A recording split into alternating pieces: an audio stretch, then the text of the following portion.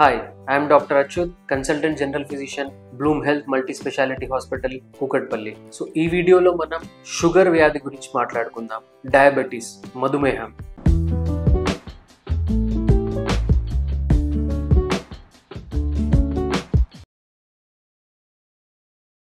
So, ఈ sugar అనేది ఎవరికి వచ్చే అవకాశం ఉంటుంది?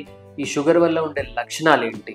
నార్మల్గా అయితే ఫ్యామిలీలో మీ పేరెంట్స్కి కానీ ఎవరికైనా షుగర్ ఉంటే మీకు వచ్చే అవకాశం ఉంటుంది.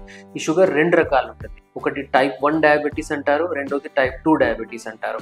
టైప్ 1 డయాబెటీస్ ఎక్కువ చిన్న పిల్లల్లో వస్తూ ఉంటుంది, టైప్ 2 డయాబెటీస్ ఎక్కువ పెద్దవాళ్ళల్లో వస్తూ ఉంటుంది. సో ఈ షుగర్ వల్ల వచ్చే లక్షణాలు ఎలా ఉంటాయి? పాలియూరియా, పాలిడిప్సియా అంటారు. అంటే మాటికి చాలాసార్లు మూత్రం వెళ్ళాల్సిన అవసరం రావడము, లేకపోతే ఎక్కువ దాహం వేయడము, లేకపోతే ఎక్కువగా తినాలనిపించడము, అపటైట్ పెరగడము, ఇలాంటి లక్షణాలు ఉన్నప్పుడు మీకు షుగర్ ఉంది అని మీరు పసిగట్టవచ్చు అనమాట.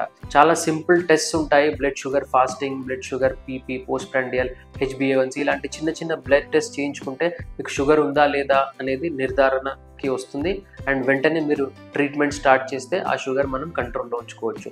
సో ఎవరికైతే షుగర్ చాలా సంవత్సరాల నుంచి షుగర్ మందులు వాడుతూ ఉంటారో, ఇన్సులిన్ వాడుతూ ఉంటారో వాళ్ళకి ఎలాంటి నష్టాలు ఉంటాయి?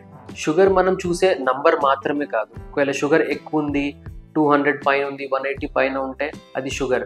కాకపోతే దానివల్ల మన బాడీలో ఎలాంటి చేంజెస్ ఉంటాయి? ఎలాంటివంటే షుగర్ మనకు కిడ్నీస్కి ఎఫెక్ట్ చేస్తుంటుంది, షుగర్ వల్ల మన నరాలు కూడా ఎఫెక్ట్ అవుతూ ఉంటుంది, షుగర్ వల్ల మన కళ్ళలో ఉన్న రెటినా కూడా ఎఫెక్ట్ అవుతూ ఉంటుంది. వీటినే diabetic nephropathy, diabetic neuropathy, diabetic retinopathy అని కూడా అంటారనమాట.